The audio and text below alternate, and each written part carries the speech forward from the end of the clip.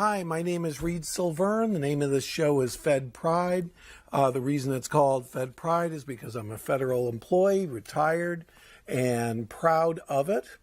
Today, for me, it's May 18th. For you, it's probably going to be the following Thursday, which is, I believe, May 23rd.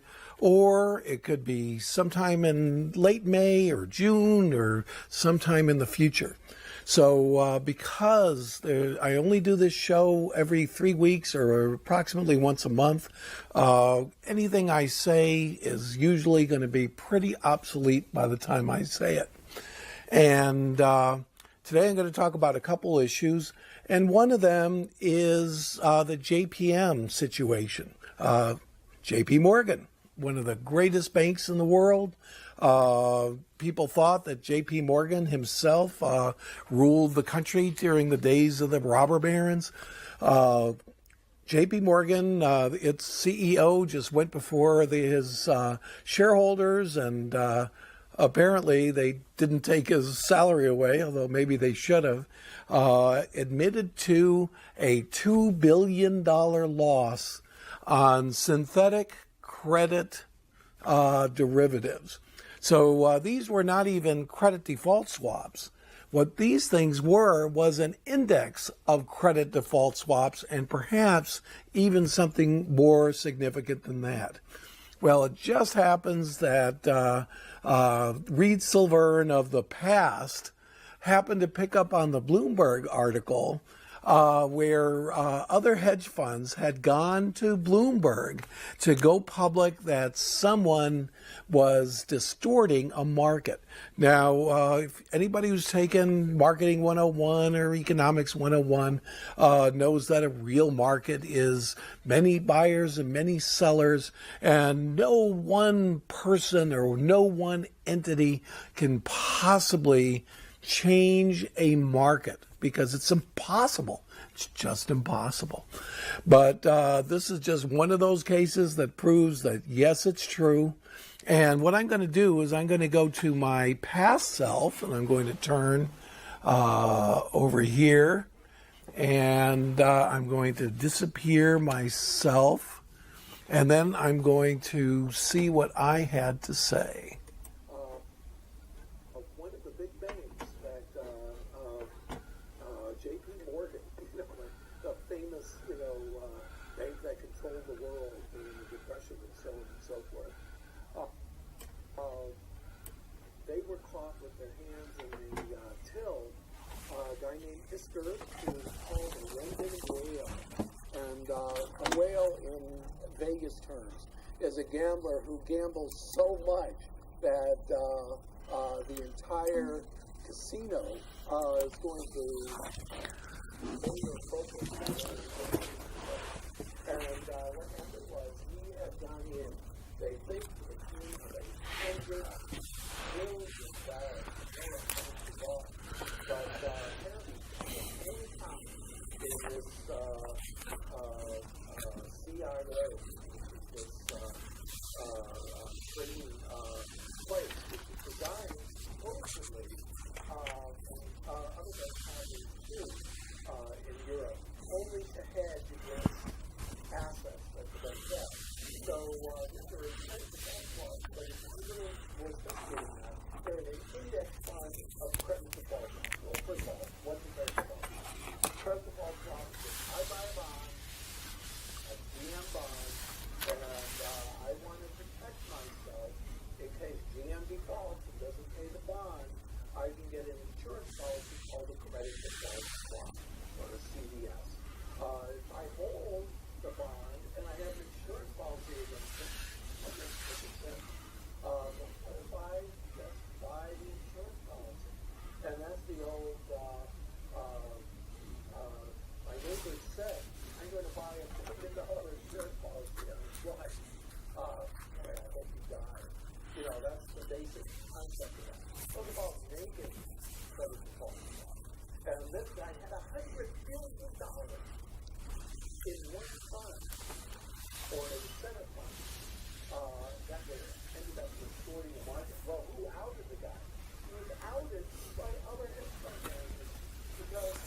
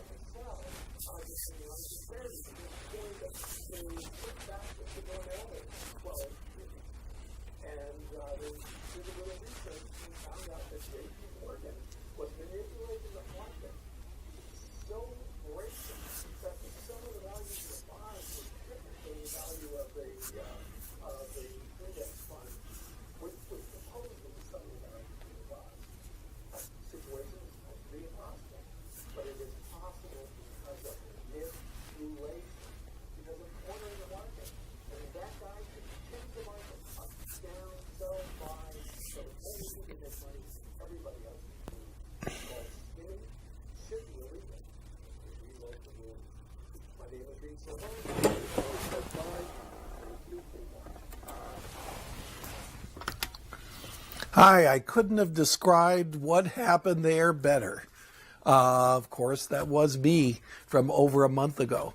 And one of the points that I wanted to make then, which I apparently didn't, but I should have, is that if he was forced to liquidate his positions, he would probably lose his shirt. In other words, you have to keep on, in order to control a market like that, in order to corner a market like that, you have to keep on pumping money in, and then you have to make sure that the other sides are on the other side of the trade and losing. Well, the other hedge fund managers, like I said in last month, went to the press of all people. And as a result of going to the press, they ended up having to, the SEC was just forced to investigate JP Morgan. Well, when they investigated JP Morgan, of course, JP Morgan was forced. The London whale was forced to what they call unwind his position, which is to sell. And the other hedge fund managers ganged up on him, and he had to sell at a loss. So what was the loss? Well, the loss could have been, the loss was initially reported as $2 billion. Well, $2 billion is a lot of money to me. It's a lot of money to you, but if you get on Fox Business News or you get on CNBC with, oh, that's nothing. They make $18 billion a quarter, and that's only 1/9 of their earnings. So it's just a little bitty hit on their earnings, and it's no big deal. And of course, the issue is the Volcker rule is just about being written, and the CEO of JP Morgan, who's a guy named Dimon, D-I-M-O-N, he is the guy who's been lobbying hardest and spending a lot of money going to Congress to try to reverse the Volcker rule. What's the Volcker rule? It's separating the banks trading on its own account from its activities as a real bank, a bank that takes deposits and makes loans and so on and so forth. And he's been claiming that this Volcker rule is complicated and it's going to get in the way and so on and so forth. And on top of that, you know, we've learned the lesson of 2007 and 8, and we're never going to buy weird derivatives and take risky bets and so on and so forth. So right in the middle of that effort, here's a $2 billion loss. Now, it was only later in listening that I found out somebody mentioned that the same London whale situation from the month and a half before, that was the cause of the $2 billion loss. Now there's word that it might be a $5 billion loss. Billion with a B. A heap of money. Take into account that the entire state budget of Arizona in a single year is $8.5 billion. And they're talking about losing $5 billion. Well, losing $5 billion on what? On a bet worth $100 billion. More than the GDP of the entire state of Arizona for many years. $100 billion. That is a heap of dough. That's more than we're spending on the war in Afghanistan right now.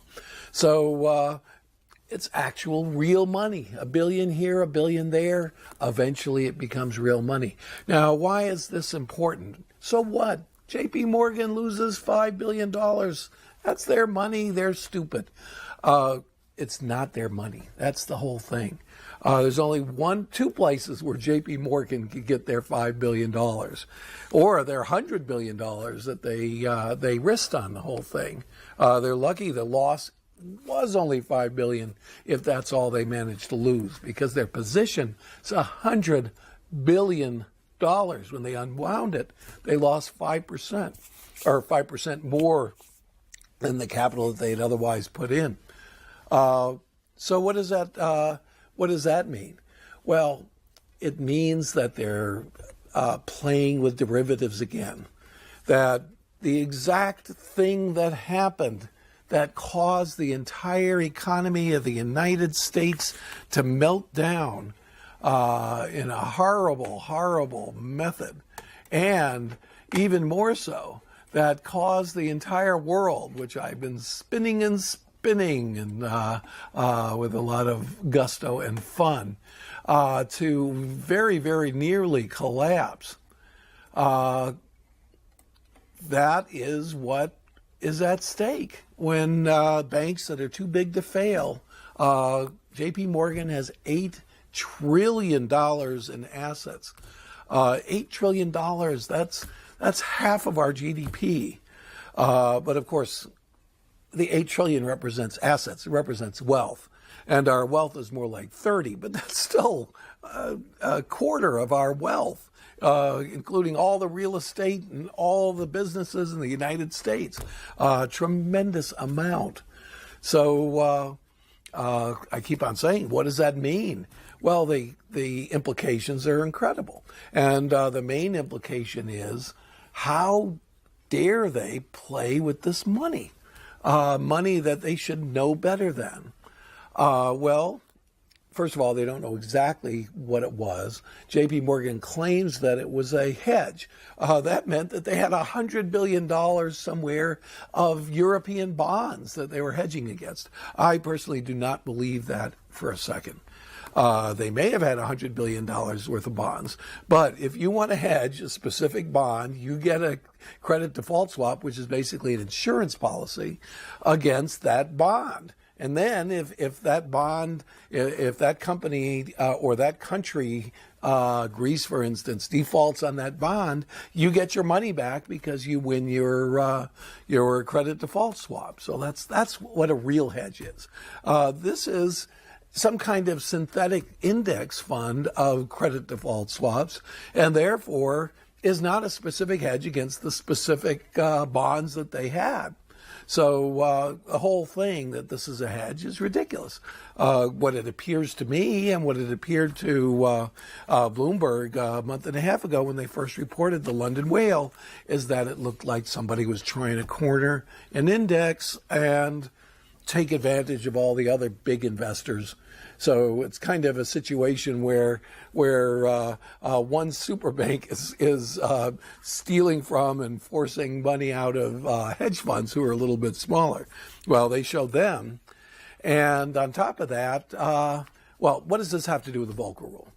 And basically, a bank which has the ability to borrow on what they call the discount desk or the open desk of the Federal Reserve.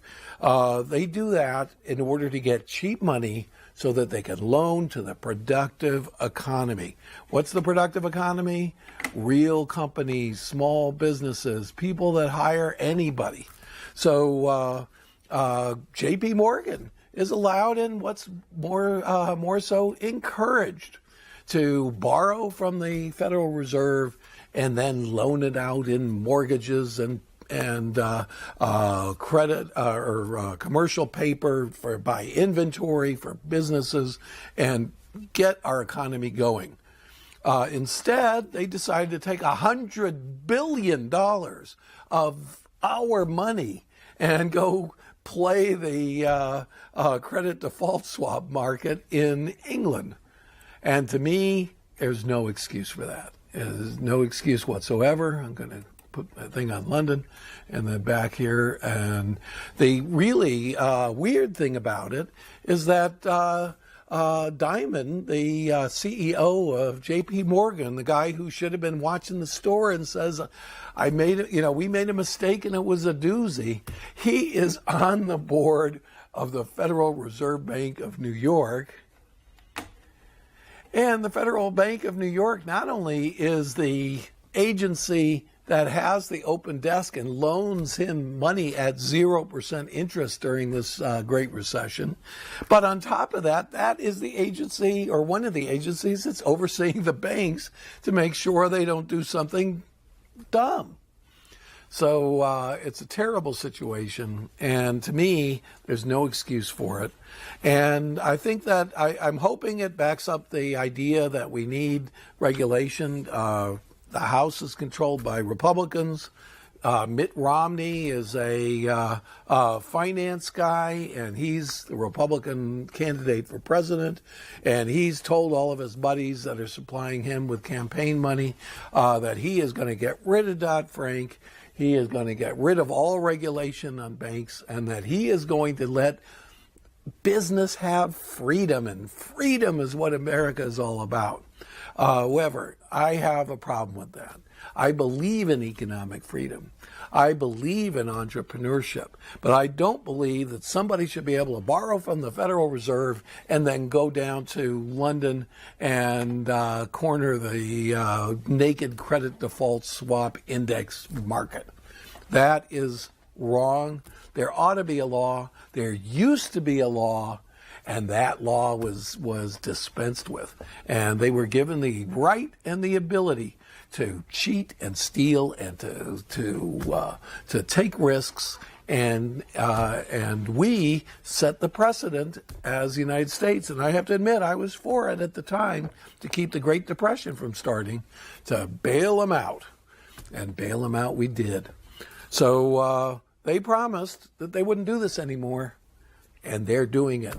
And that is just the tip of the iceberg. I'm sure of it. I'm sure that all the banks are doing it. I'm sure Goldman Sachs is doing it. Goldman Sachs went so far as to change from being an investment bank. An investment bank basically does trade on its own money, and they became a regular bank and took a tiny bit of depositor money so that they could go to the Fed and borrow money at 0% and go play the market with it. So to me, there ought to be a law. If the law doesn't come into effect, in other words, Dodd-Frank was passed, the Volcker Law is in Dodd-Frank, but the CFTC is writing the rules to enforce it. And if the Republicans get both the Senate and the House next year, they can get rid of Dodd-Frank completely, and they could just give the same guys who drove our country to ruin 4 years ago or 3.5 years ago, let's give them carte blanche to just do it again. And these people, all they care about is the money that goes right in their pocket this minute. They do not care about even their own long-term survival. If we had gone into a depression because of what they did, and they were more than willing to play games with that, if we had gone into a depression, they would have had to deal with the revolutions and the riots and so on and so forth that would have occurred in America if we had, instead of 8% unemployment like we do now, and Romney's complaining about, if we had 23% unemployment like they have in Spain, or 35 to 50%. I mean, we had during the Great Depression, the first one, the one 29 to 1940, we had 25% real posted unemployment and up to 50% total underemployment and unemployment. It was a complete disaster. This country was on the edge of revolution, and there were bank robbers that were heroes, John Dillinger and so on and so forth. There were robbing banks who were foreclosing on people, and people loved the bad guys. They did not love the good guys, or the people who were supposedly the law-abiding people. So what's the next story? Well, the next story is about Mitt Romney.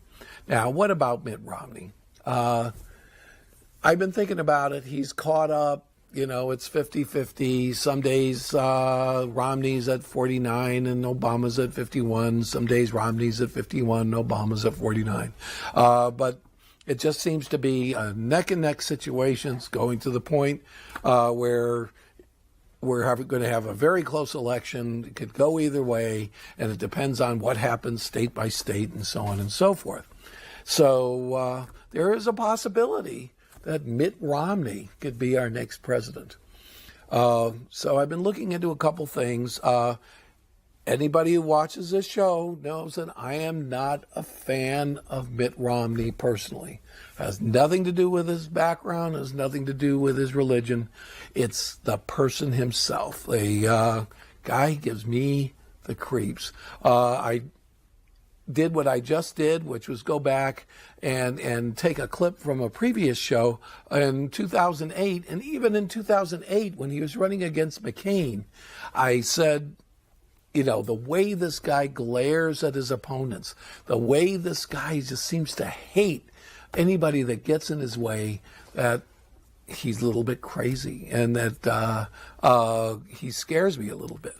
Well, it's come out, and this is an old story now, but it's within this last month, that Romney went to a very exclusive prep school. I believe it's called Cranmore, in somewhere in Michigan, where his dad was governor. And there was a long hair in the class who may or may not have had gay tendencies. Romney took a group of his friends and chased the guy down, threw him down, and forcibly cut his hair off. The guy didn't show up at school for a few days after that. He didn't tell his family. He was traumatized. And when he came back, one of the Romney crowd was the RA or the authority who didn't turn Romney in for assaulting a kid, but turned the kid in for smoking. And this very, very strict school expelled the victim and ignored the crime against the victim. So what? Everybody said, oh, what? This is just the way the guy was. It's just he was 18 years old. Who cares? But it just shows that weird streak within Romney. He's unable to actually feel empathy for another person. It goes back to the dog story, which is another so what.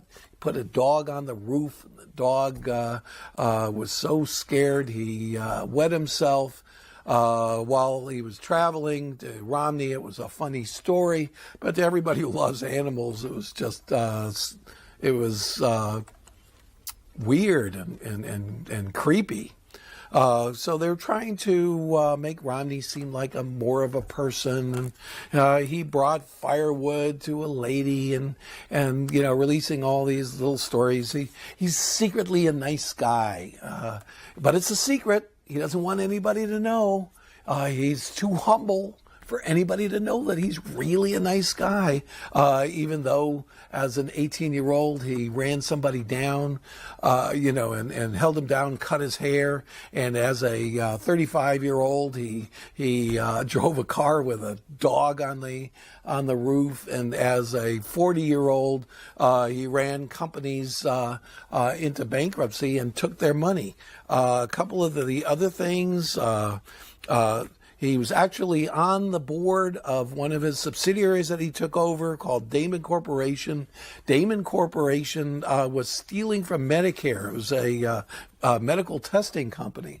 Romney admitted in an interview that he knew about it and didn't report it. Is that a criminal act? I don't know.